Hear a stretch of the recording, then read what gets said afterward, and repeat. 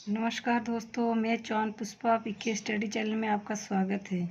दोस्तों, अपन विशेषण पढ़ रहे थे और विशेषण में उद्देश्य विशेष्य और विधेय विशेष्य दोनों कंप्लीट कर चुके थे। उद्देश्य विशेष्य क्या होता है उसके बारे में भी जाना था और विधेय विशेष्य क्या होता है उसके बारे में भी जाना था। मैं थोड़ा सा और बता देती हूँ। थोड़ा सा उद्देश्य विशेष्य वह होता है जो संज्ञा से पहले विशेषण आता है, उसे तो क्या कहते हैं, उद्देश्य विशेष्य कहते हैं या विशेष्य विशेषण कहते हैं। और विधेय विशेषण उसे कहते हैं जो संज्ञा पहले आती है और विशेषण बाद में आता है। इतना ही फर्क है। तो इस चीज़ का ध्यान रखने का है कि उद्देश्य विशेष्य विशेषण पहला आता है और विधेय में बाद में आता है। उसके बाद में अपन ये दोनों पढ़ चुके थे। रचना के आधार पर दो प्रकार के विशेषण होते हैं। रचना के आधार पर दो प्रकार के विशेषण होते हैं, मूल विशेषण और यौगिक विशेषण। इन दोनों को अगर अपन ने पढ़ लिया, अच्छी तरह समझ लिया, तो मान लो विशेषण अपन को आराम से समझ में आ जाएगा। उसके बाद अगर इस दोनों को समझ लिया तो समझ लो कि ये कंप्लीट हो जाएगा। सबसे पहले अपन इसमें मूल विशेषण के बारे में पढ़ेंगे इसमें और एक एक करके इसके बारे में अपन पढ़ेंगे। मूल विशेषण वह होता है जो अन्य किसी शब्द से मेल से ना बना हो, उन्हें मूल विशेषण कहते हैं। यानी किसी की सहायता से नहीं बना हो। जैसे उदाहरण के तौर से अपन उदाहरण समझेंगे तभी पता चलेगा इसमें।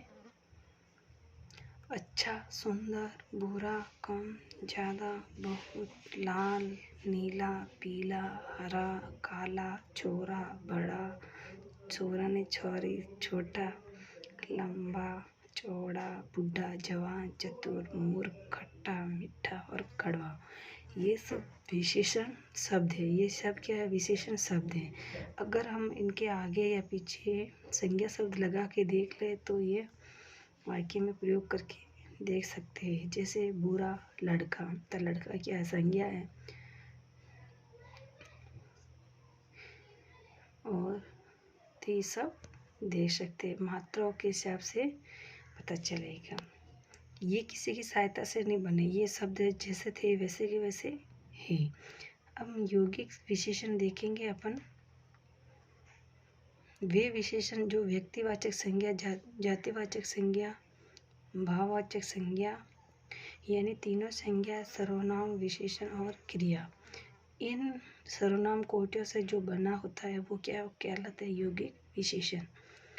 इनकी सहायता से जो भी बनता है ना वो क्या यौगिक कहते हैं। यौगिक का अर्थ ही होता है योग से बना हुआ, और मूल का अर्थ ही होता है कि मूल किसी की बिना सहायता लिए जैसे थे वैसे के वैसे। तो अपन एक एक करके अपन पढ़ेंगे इसमें। सबसे पहले अपन भाववाचक संज्ञा के बारे में, व्यक्तिवाचक संज्ञा से विशेषण कैसे बनता है उसके बारे में अपन पढ़ेंगे। और व्यक्तिवाचक विशेषण मैंने आपको संज्ञा पढ़ा था, तब व्यक्तिवाचक संज्ञा मैंने आपको बताया था। जिस दुनिया में सिर्फ वो एक ही हो उसको क्या कहलाता है? व्यक्तिवाचक। जिसका बहुवचन नहीं बनाया जाता है उसको क्या कहते हैं? व्यक्तिवाचक। तो इसकी पहचान है व्यक्तिवाचक संज्ञा की। एक तो दुनिया में सिर्फ वो एक ही हो और उसका बहुवचन नहीं बनाता है, वो क्या कहलाती है? व्यक्तिवाचक कहलाती है। अब इसमें अपन व्यक्तिवाचक संज्ञा से विशेषण कैसे बनाएंगे? देखिए, जापान। अब जापान क्या एक देश है? जापान शब्द की, जापान देश का नाम है और भी नहीं सुना है, तो इससे इसका विशेषण क्या बनेगा? जापानी। अब अपन कोई वस्तु लेके आते हैं जापान से, तो अपन क्या कहते हैं? जापानी घड़ी, जापानी ये चीज़, जापानी कोई भी वस्तु होती है, अपन उसका प्रशंसा के रूप में उसकी विशेषता प्रशंसा करते हैं तो जापानी हो जाता है। फिर उसके बाद में जैसे चीन एक देश है, जैसे विशेषण हुआ चीनी, रूस से रूसी, भारत से भारतीय, नागो से नागौरी, मेथी। अपन कहते हैं ना, तो ये विशेषता हो गई। बंगाल से बंगाली होगा, सॉरी, यहाँ पे बंगाल से बंगाली, बिहारी से बिहारी रहेगा। तो ये इसकी विशेषता है।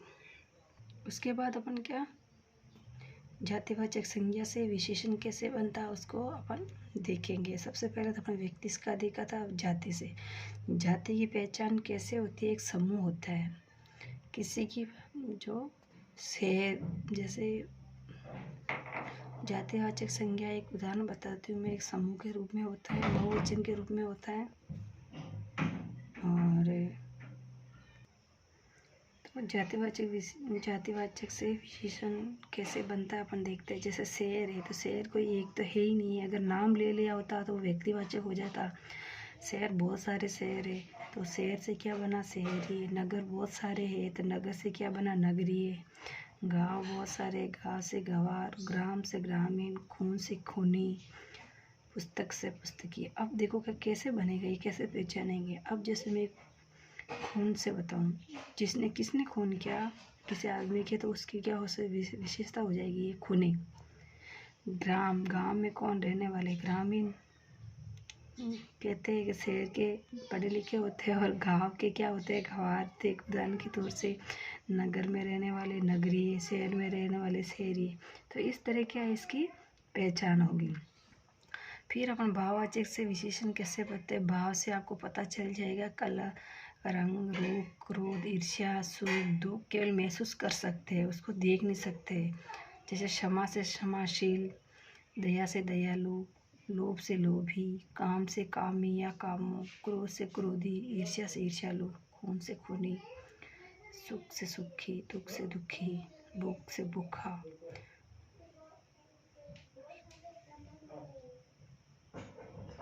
हर्ष से हर्षित, शोक से शोकुल,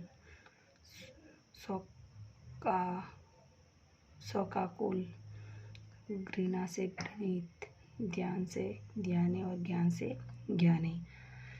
तो ये क्या एक महसूस कर सकते हैं।